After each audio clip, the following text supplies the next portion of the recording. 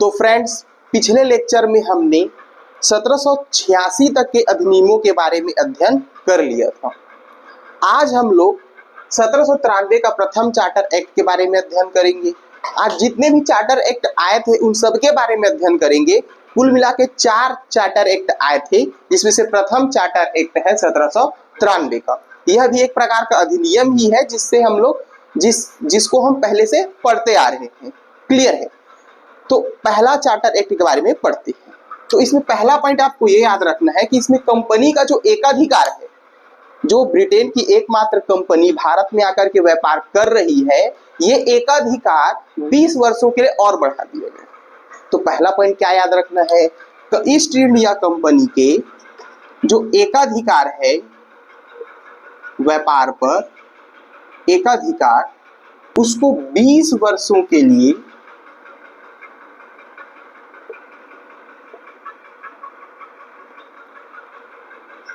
और बढ़ाया गया कि कंपनी अगले 20 वर्ष तक और एकाधिकार स्थापित करेगी। आप देख रहे हैं कि धीरे धीरे कैसे कंपनी का शासन समाप्त करने का प्रयास कर रही है ब्रिटेन की जो संसद है वो। Is that clear? दूसरा पॉइंट आपको याद रखना है कि देखिए, इससे पहले जो बोर्ड ऑफ कंट्रोल बनाया गया था, बोर्ड ऑफ कंट्रोल, आपको पता होगा ये कब बनाया गया था। देखिए, रिलेट करते रहिए। ये बोर्ड ऑफ कंट्रोल 1784 के पिट्स इंडिया एक्ट के तहत बनाया गया था और ये राजनीतिक मामलों पर नियंत्रण करती थी। Is that clear? अब ये बोर्ड ऑफ, इससे पहले जो बोर्ड ऑफ कंट्रोल को जो वेतन मिलता था वो ब्रिटेन के जो राजस्व है उससे मिलता था, ब्रिटेन के राजस्व से। लेकिन इस एक्ट में ये कहा गया कि बोर्ड ऑफ कंट्रोल का जो पेमेंट है, जो वेतन है, वो भारतीय राजस्व देना सुनिश्चित किया गया। तो बोर्ड ऑफ कंट्रोल का जो वेतन है वो भारतीय राजस्व से देना सुनिश्चित किया गया।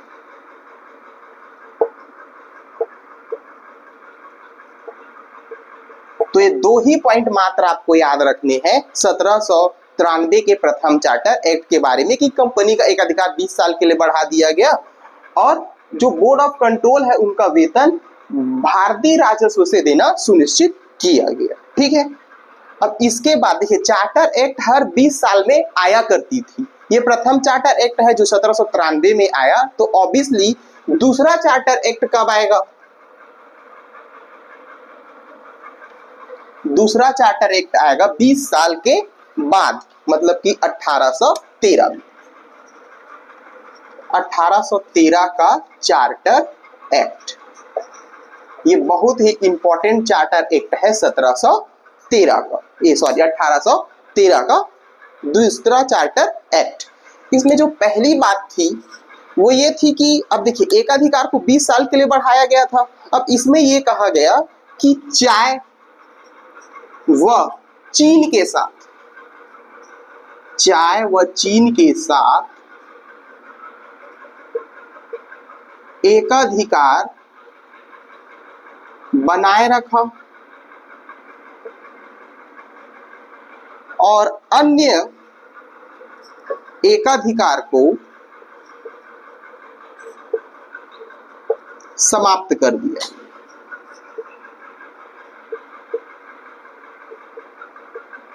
मतलब कंपनी इतने सालों से जो सभी वस्तुओं पर जो है एकाधिकार बनाए रखी थी, अब वो सिर्फ चाय और चीन के जो व्यापार है उस पर एकाधिकार उसका स्थापित था और अन्य जो वस्तुएं हैं उस पर जो व्यापार करने का अधिकार ब्रिटेन के अन्य कंपनियों को प्राप्त हुआ, क्योंकि वहां की जो अन्य कंपनियां थी वो ब्रिटेन सरकार के ऊपर दबाव बना रही थी कि हमें भी पूर्व के साथ व्यापार का अधिकार प्राप्त हो।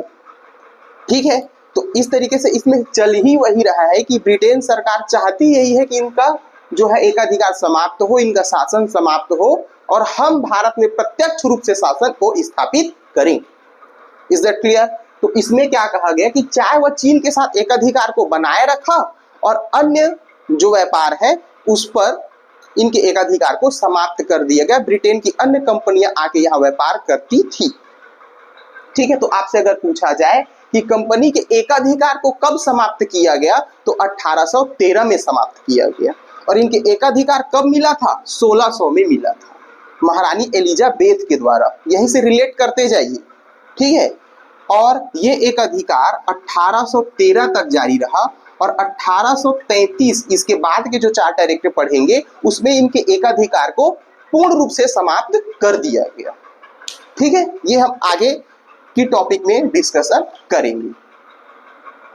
तो पहली चीज हमने ये पढ़ी कि चाय व चीन का एकाधिकार बनाए रखा और सभी अधिकार को समाप्त कर दिया गया।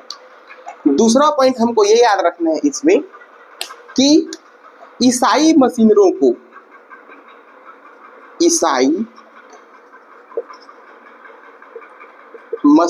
को धर्म प्रचार हेतु भारत आने की छूट। तो आप लोग ये बोलोगे कि क्या इससे पहले जो ईसाई मशीनरी है वो भारत नहीं आते थे? तो आते थे, लेकिन इसको एक एक्ट के माध्यम से उनका अधिकार दे दिया गया कि वे आगे अपने धर्म का प्रचार प्रसार कर सकते हैं। अब इसमें एक बात याद रखिएगा, ये सबसे इंपॉर्टेंट है। अब कंपनी को चलाने के लिए प्रशासकों की जरूरत होती थी, कर्मचारियों की, छोटे मोटे कर्मचारियों की जरूरत होती थी। तो ब्रिटेन में कर्मचारियों का जो है उनको वेतन ज्यादा देना पड़ता था। ठीक है, तो उन्होंने क्या सोचा कि भारत के लोगों को ही हम कम वेतन पर कंपनी में कर्मचारी के रूप में, छोटे मोटे कर्मचारी के रूप में स्थापित कर रख ले। लेकिन समस्या ये थी कि उनको अंग्रेजी नहीं पता था, तो कैसे प्रशासन को संभालेंगे? ठीक है, कैसे उनसे वार्तालाप स्थापित करेंगे? तो उनको अंग्रेजी शिक्षा देने का प्रावधान किया गया इसमें। ठीक है, और उसके लिए 1 लाख प्रति वर्ष जो है रुपए निर्धारित किए गए थे। तो इसमें अंग्रेजी शिक्षा हेतु 1 लाख रुपए प्रति वर्ष निर्धारित किया गया। Is that clear? और इसमें याद रखिएगा, जो भारतीय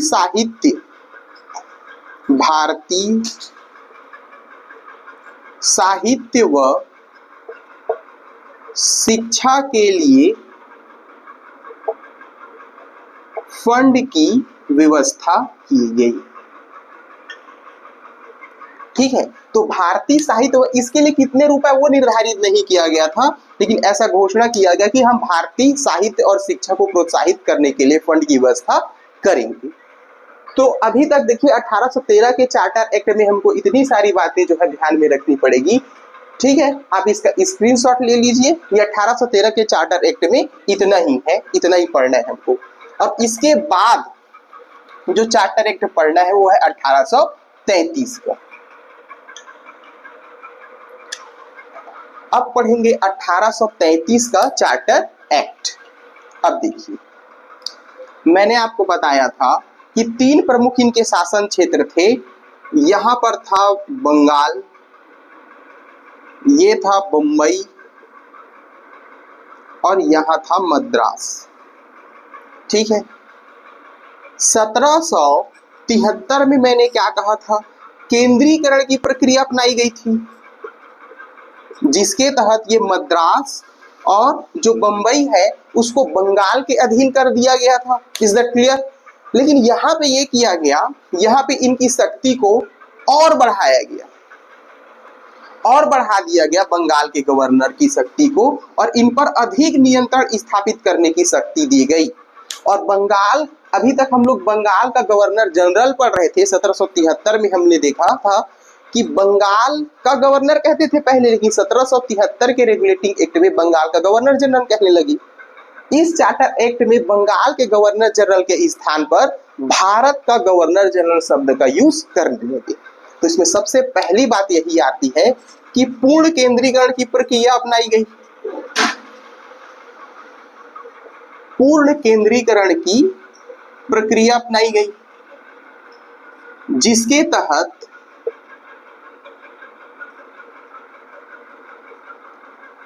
बंगाल के गवर्नर जनरल को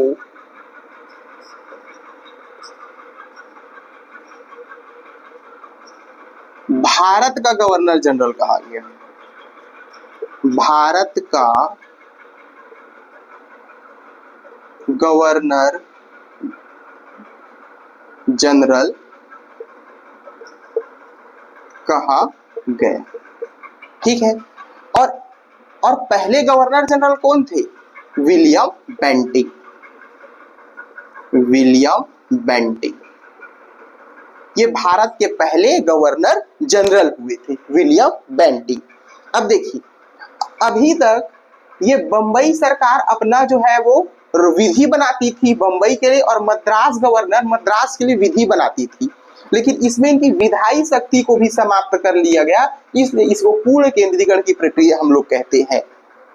अब यहीं से दिमाग लगाइएगा, अब बंगाल के गवर्नर को पूरे भारत के लिए विधि बनाना था, तो इनको एक विधि सदस्य की आवश्यकता हुई, इसीलिए एक अन्य सदस्य गवर्नर जनरल के काउंसिल में शामिल हुए, जिसको कहते हैं विधि सदस्य। विधि सदस्य के रूप में देखिए 1+3 तो है ही, +1 विधि सदस्य के रूप में शामिल हुआ।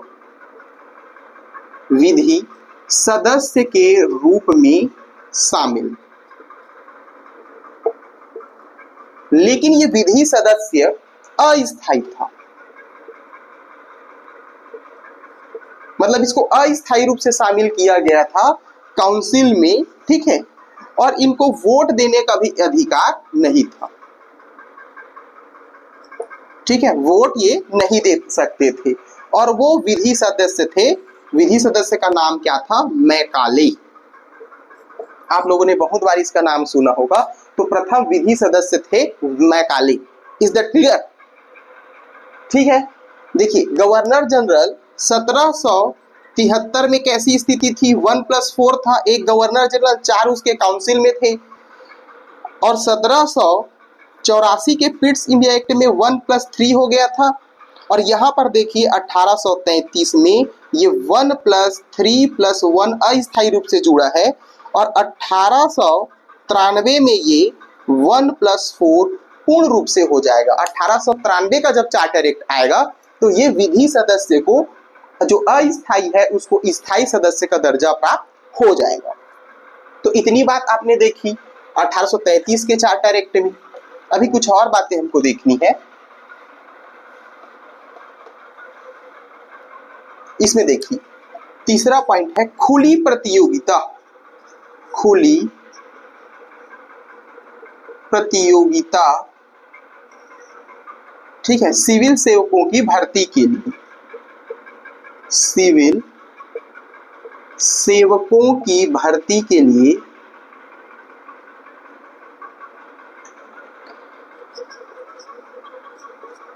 खुली प्रतियोगिता का आयोजन करना था सिविल सेवकों की भर्ती के लिए। लेकिन अब देखिए, इसके जो कर्मचारी थे कंपनी के, जो बोर्ड ऑफ डायरेक्टर थे, उनके विरोध के कारण ये खुली प्रतियोगिता नहीं हो पाई थी। ऐसा प्रावधान लाया गया था कि अब कंपनी के कर्मचारियों के लिए खुली प्रतियोगिता का आयोजन होगा, लेकिन ये सफल नहीं हो पाया क्योंकि कंपनी के जो कर्मचारी थे वो इसका विरोध करने लगे। Is that clear?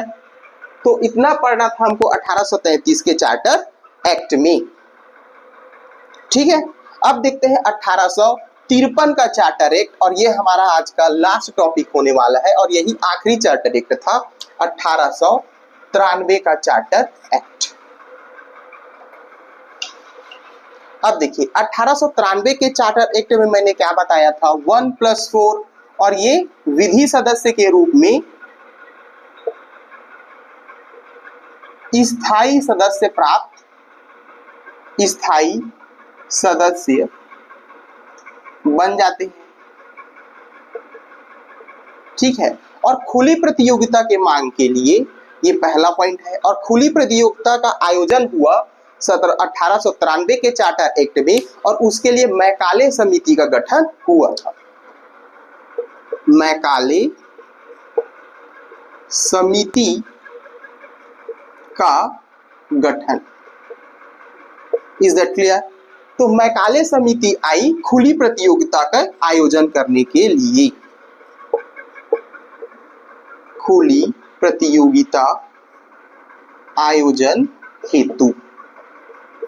Is that clear?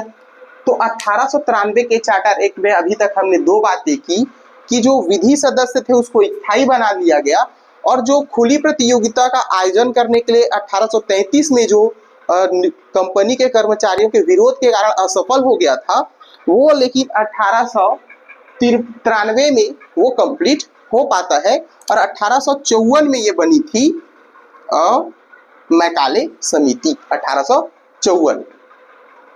अब इसमें देखिए सबसे इंपॉर्टेंट चीज, अभी तक हम क्या देख रहे हैं, एक गवर्नर जनरल था और उसके काउंसिल में 3 या 4, चलिए 4 मान के चलते हैं भी, 4 उसके काउंसिल में अन्य सहायक गवर्नर जनरल होते थे।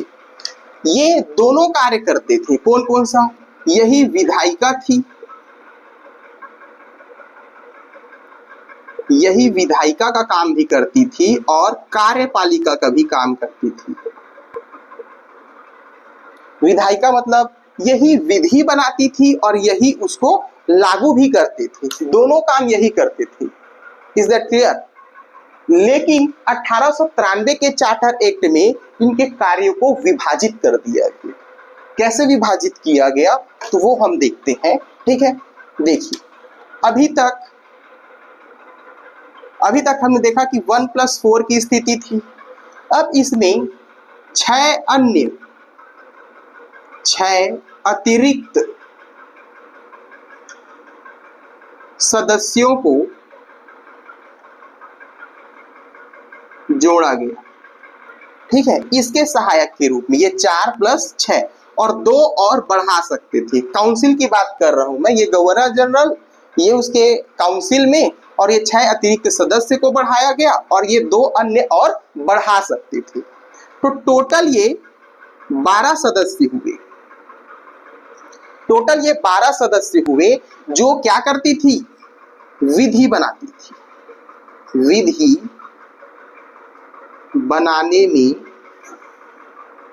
विधि बनाने का काम करती थी।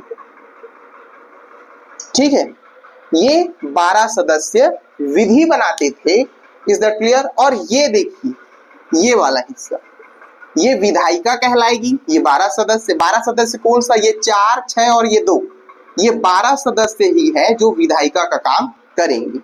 तो कार्यपालिका का काम कौन करेगा? ये तो विधि बनाएंगे, लेकिन उसको लागू कौन को करेगा? तो वो करेंगे ये 1+4। ठीक है, अब विधि कैसे बनेगी? तो देखो, ये 12 सदस्य मिल करके विधि बनाएंगे और वो विधि अंत में जाएगी गवर्नर जनरल के पास। अंत में गवर्नर के पास जाएगी, और अगर गवर्नर उसको सहमति देगा तब वो विधि बनेगी, और अगर वो इसको असहमत कर दे तो वो खारिज हो जाएगा। दैट मीन्स गवर्नर के पास वीटो पावर की शक्ति थी, वीटो पावर की शक्ति थी। ठीक है, तो इस तरीके से जो है वो विधि बनती थी और फिर ये लोग उसको लागू करते थे। इस अतिरिक्त सदस्य में भारतीयों की नियुक्ति होती थी और उनको बहुत ही सीमित अधिकार थे, वो सिर्फ विधि बनाने में भाग लेते थे।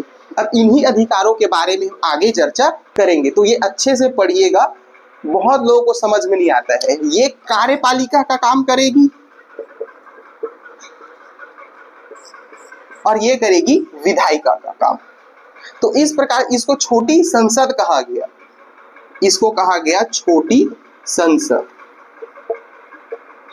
छोटी संसद कहा गया। और ये जो 12 सदस्य जो विधि बना रहे थे, इसको केंद्रीय विधान परिषद कहा गया, केंद्रीय विधान परिषद। तो अगर आपसे पूछा जाए कि केंद्रीय विधान परिषद का गठन कौन से एक्ट के माध्यम से किया गया, तो 1893 का चार्टर एक्ट था। बहुत लोगों को ये कंसेप्ट समझ में नहीं आता है, तो ये याद रखिएगा, कार्यपालिका और विधायिका जो है वो इसके बट गई थी।